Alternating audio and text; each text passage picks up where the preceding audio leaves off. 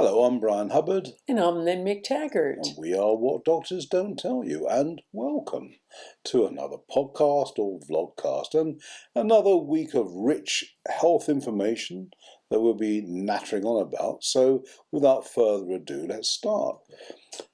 You suffer a heart attack. God forbid. What do? Well, obviously the first thing you do is call an ambulance. It's where the doctors are really good. Life-threatening stuff, they're superb. What's the second thing you do? Well, according to new research that's just come out, you pop 1 or 2 vitamin E supplements. Yes, vitamin E. It's because the vitamin can protect the heart during an attack and immediately afterwards, so the organ is not damaged.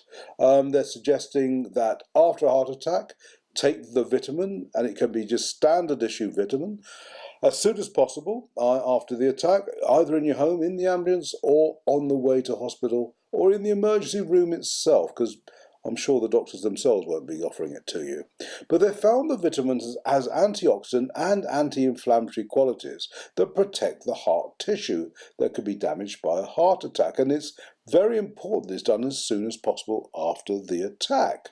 They're still doing research into this, but they say already that, look, there's no harm. Start taking this vitamin anyway, but keep some in the kitchen or wherever in case you have an attack. They reckon it's as powerful as any drug in protecting the heart.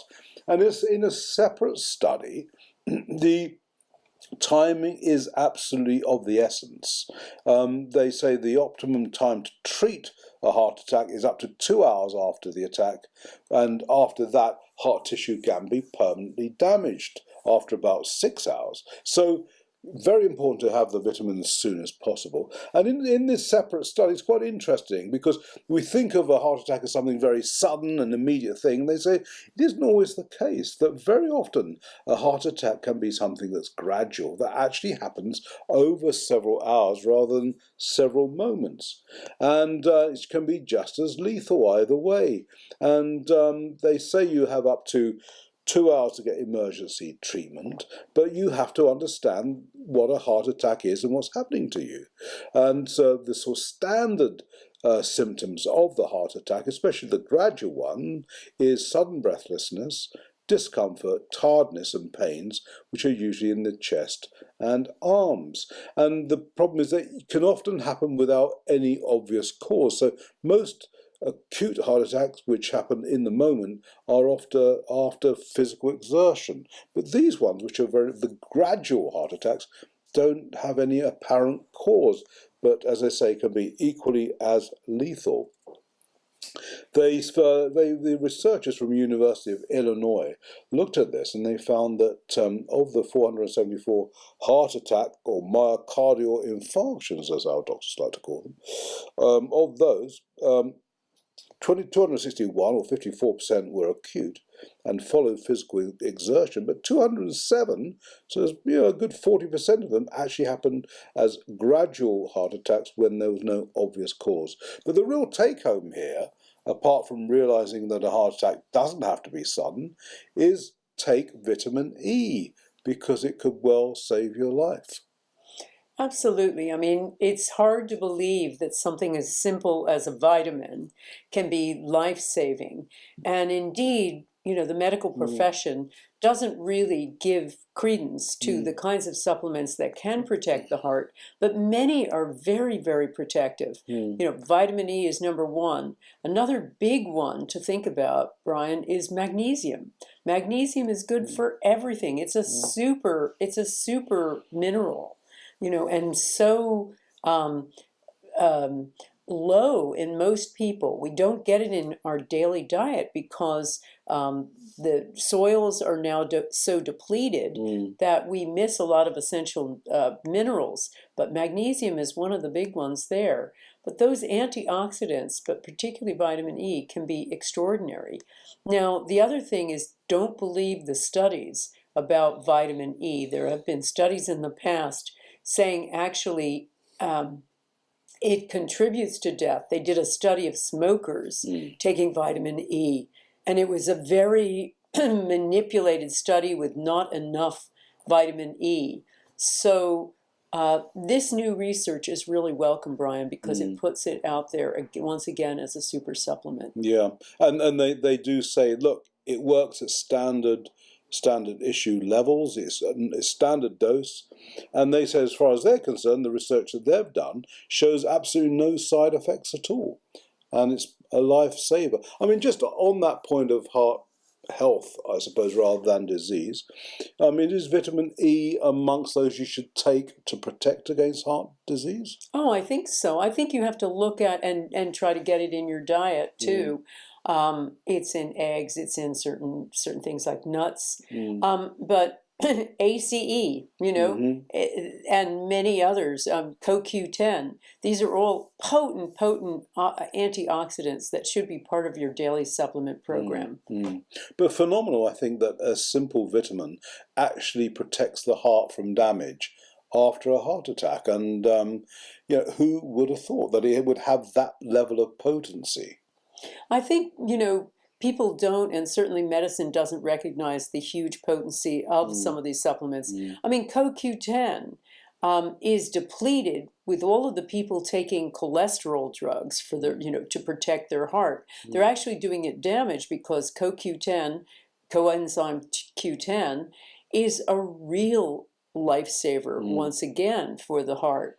So I think the bottom line too, Brian, is that we think of heart disease and heart attacks as something that needs real heroic measures. And of course, if you're having a heart attack, we're not suggesting you don't dial for the ambulance right away and dial emergency and get yourself to a hospital right away. That's where doctors, as you say, are brilliant.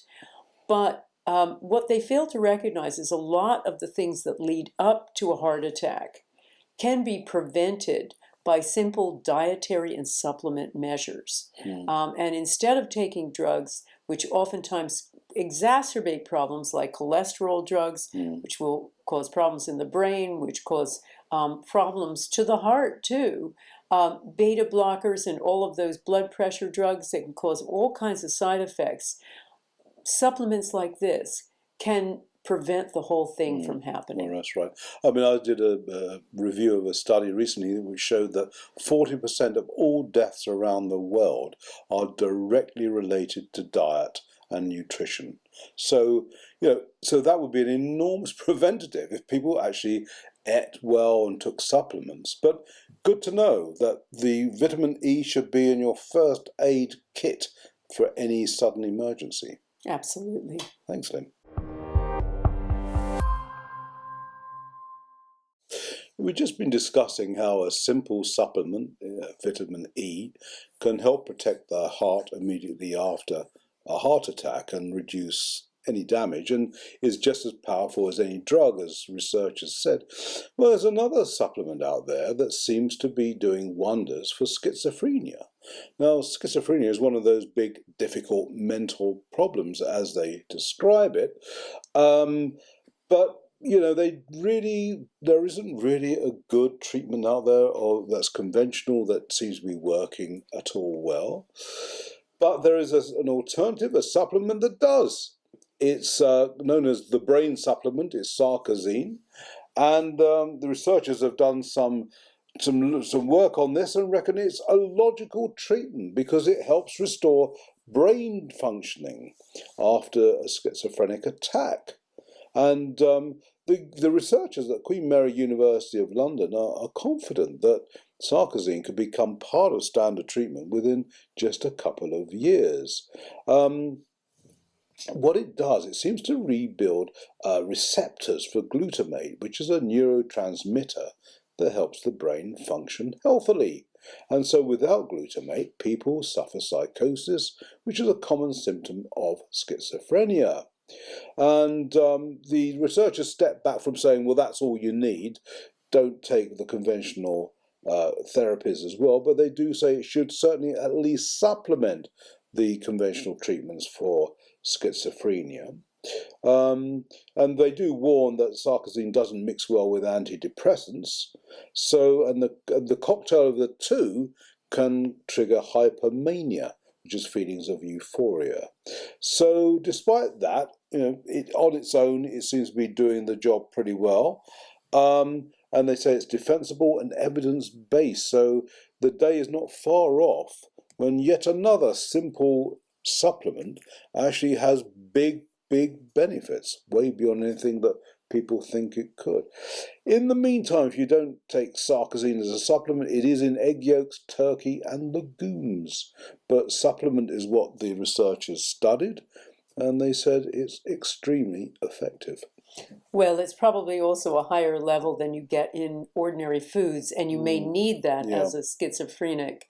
One of the interesting things about so-called mental issues that that orthomolecular scientists and doctors see is that sometimes people who have so-called mental illnesses have a slightly different need for certain minerals or vitamins.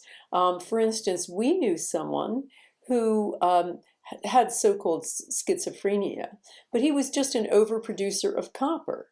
So he needed, it was like somebody with a different recipe for a cake, and you have to follow the recipe. So by giving him, for instance, more zinc, that just calmed down his episodes. And so as the psychiatrist, American psychiatrist Pam Skrevenik says, she's going to be featured in our Get Well show in February 2020 in Olympia in London. She's talked a lot about the idea that people have different biochemical needs. And when you test them and see what deficiencies they have in certain nutrients or what their dietary requirements are, and you satisfy them, those so-called mental illnesses go away. So this is a perfect example of it, because this sarcosine, they reckon, can completely rebuild glutamate, which is a neurotransmitter in the brain. And that's a really important piece of it. The other welcome thing about this, Bryan, is, let's face it, antipsychotics, come with a laundry list of terrible side effects. Both the old ones and the new ones. And that's true really for most drugs for so-called mental illness, including anti-anxiety drugs like Prozac. So finding an alternative, a simple alternative like that, combining it with individualized approach, is really welcome. And it's, schizophrenia is seen as one of the big, difficult mental disorders, isn't it? And I know there was a similar study a little while ago about bipolar, which is, I suppose, another one of the big, difficult ones. And again, it was a nutritional lack that seemed to be the heart of the problem. So a lot of what Pam has said, and I know you've interviewed her, seems to bear out that what these studies are also discovering, that it's not really in the brain at all. Absolutely. And so I think it's a really, really interesting thing for people to explore and try. I mean, I think the more we look at these things, even with the difficult things, there really are solutions out there which are non-drug based and are working as well, if not better, and without all the terrible side effects that go with it. I really have to congratulate the team at Queen Mary University of London for being this brave to do this kind of study, and to say, as they concluded, that psychiatrists should consider sarcosine, and they say it's defensible and it's evidence-based. Right. So that's fabulous. Very good. Thanks, Lynne. How long should we breastfeed our young? Well, it's a tricky subject, isn't it? And I don't think mothers agree amongst themselves. And the World Health Organization reckons at the most 18 months before you start introducing solids, and actually probably sooner than that. But these are often sort of social mores rather than being hard facts based on science. And interesting angle on this was a discovery by anthropologists quite recently, who discovered fossilized teeth from early humans 1 million years old, and so even older than us, Lynne. And they found that, in fact, our early ancestors were feeding their young for twice the amount of time that the World Health Organization says is appropriate. So they were breastfeeding their young for 3 to 4 years. And I know there are organisations around to this day who actually do say to mothers, if you want to breastfeed that long, that's fine. And you don't have to put up with the social pressures and the haughty looks, because maybe your baby does need it. And it seems that the anthropologists at the Bristol University might agree, because these early humans, as they were doing just that. So maybe we should be doing the same. Well, I think we definitely need to change our culture around it, Bryan. I mean, right now there is an attitude, because so many women are in the workplace, there is an attitude not of discouraging breastfeeding, but kind of saying, it's okay if you don't.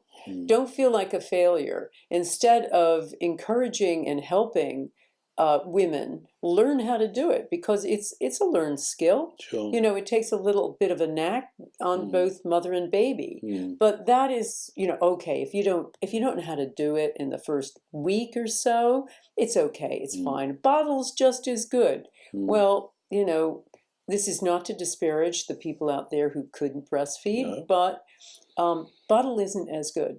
You know, there's no question about it. Even medicine says that for so many different reasons. Babies have been programmed to breastfeed for a long time. And we all know that breastfeeding is considered weird in public.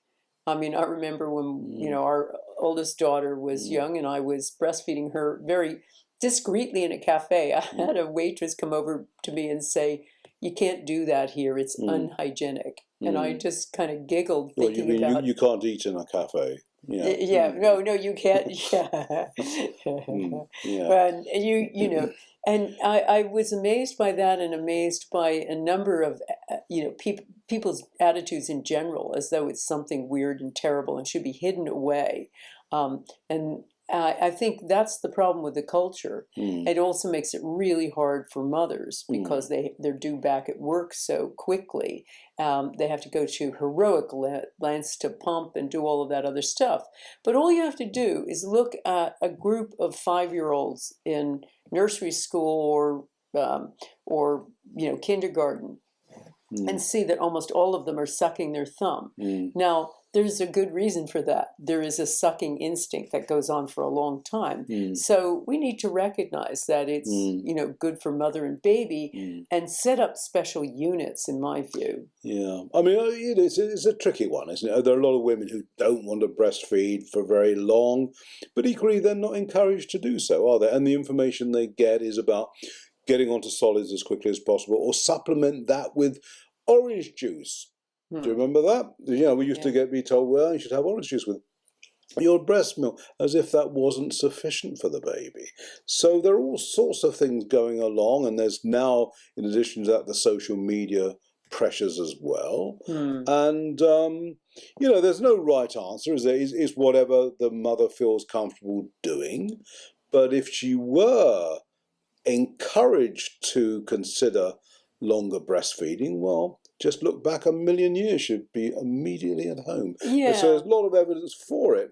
And also there is the whole thing that women aren't told. They think, oh, if I breastfeed for a long time, it's going to be the same amount that it is when the baby is tiny. You know, with the people I know who have breastfed for a long time, it's, you know, once a day or something like that. With a baby is, you know, slowly moved onto solids and all of that. So I think that there's such a need for information about this, and for the doctors to be educated too, because they're the ones dispensing the advice, and in many cases, you know, they don't know themselves. Yeah, and of course, if our ancestors didn't get it right, we wouldn't be here today. Parkinson's disease is a nasty degenerative disease which slowly affects the brain and destroys the brain cells. And as a result of that, people have said it's a disease of the brain. But actually, research that's just come out says, no, it's not a disease of the brain, it's a disease of the gut. Yet again, another disease that actually begins in the gut. The actual theory was mooted years ago, about 16 years ago, but was never finally proven. Well, now it has been by the Aarhus University in Denmark, who've actually tested on laboratory rats and have actually seen the disease migrate from the gut straight to the brain via the heart, which is very interesting. And because they say, a Parkinson's sufferer has a damaged nervous system to begin with. But if it's actually a build-up of these proteins in the gut, which actually started to happen 20 years prior the disease manifesting, this would suggest that the nervous system damage was actually part of that initial process and wasn't a separate issue at all. And the fact that it happens via the heart is also an important factor, because a Parkinson's sufferer can also have an affected heart. And yet they find that the process goes from gut to heart to brain. So really what we're seeing is nervous system problems early on, very early on, 20 years prior to the disease. Then the next stage is a damaged heart, and then finally it gets to the brain, but it's all part of the same process, all but migrating directly from the gut. So yet another example then of the gut playing a primary role in these chronic conditions. It's one, I mean, we are almost covering this now once a week, aren't we? There's something starting in the gut. Well, Parkinson's is the latest.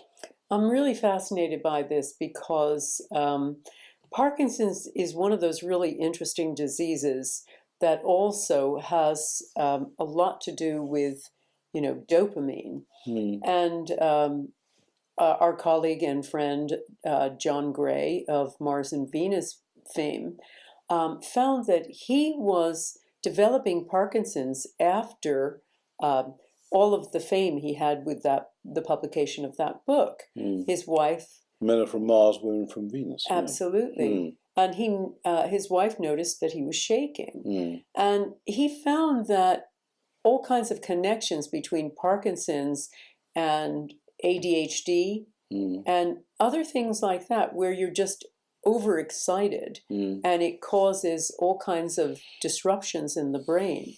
But it's also an interesting thing about the gut issue, because he realized that he had so much that he had ADHD as a kid, and he had so much sugar and white bread and milk and things like that, that his gut was undoubtedly affected too. Right, yeah. So all of these things conspired to create Parkinson's.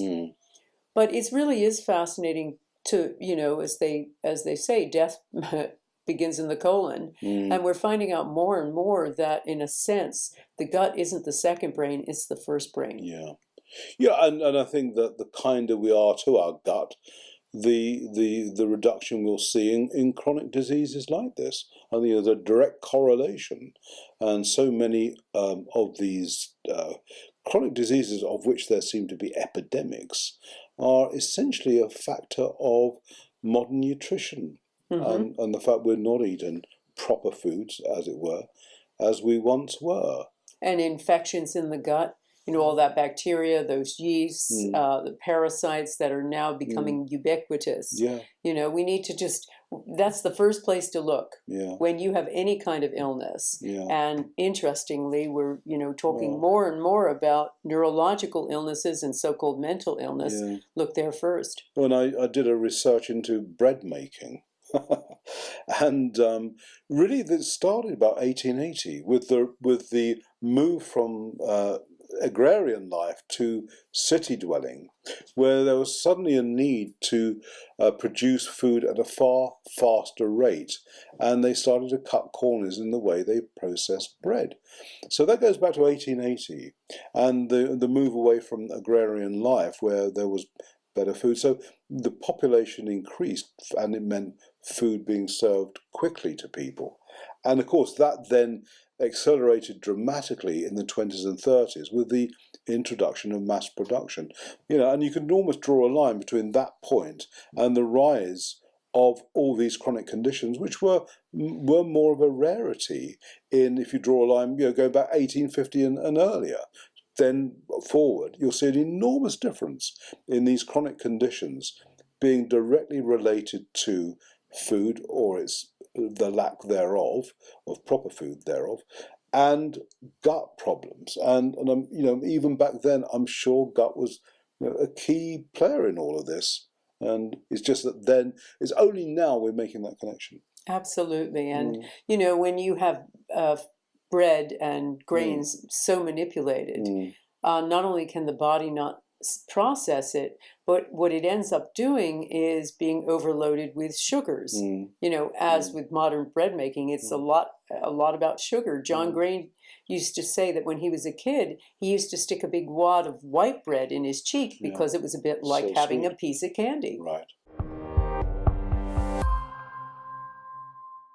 What are some of the symptoms of growing old? The inevitable aging process seems to take its toll, and there are a few conditions that gerontologists, who are people who study aging, agree upon. Some of those, of course, unsteadiness, dizziness, memory loss, general ability to work the brain properly, all these things, and incontinence. These are the main pillars of aging, apparently. But I did a study about this years ago and found that every single one of those symptoms of so-called aging also happen to be side effects of most of the drugs that older people take, from antihypertensives to statins and NSAIDs and you name it. And it's bad enough when you're just taking one drug, but of course, as you get older, you don't. And a new study has discovered that, in fact, on average, by the time someone has reached the age of 65, they're taking between 5 and 8 drugs. So it's called polypharmacy. So you're taking a multitude of different powerful chemicals which are actually interacting with each other, and no one's studied that at all. I mean, you become a chemistry set, and what happens when these things merge and fuse together, we do not know the answer. We know what they do individually, and that's bad enough and seems to produce many of the symptoms of aging.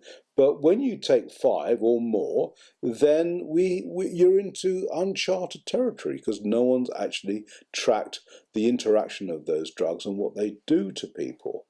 We do know that 53% of these taking up to 8 drugs a day will suffer a serious side effect. We know that much.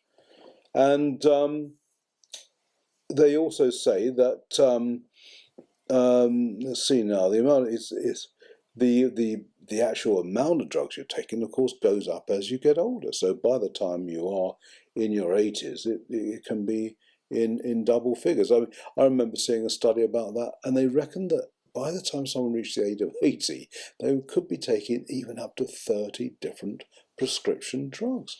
I mean, the cocktail of that lot is just amazing. I mean, as it is, the side effects from these drugs include confusion, dizziness, and delirium.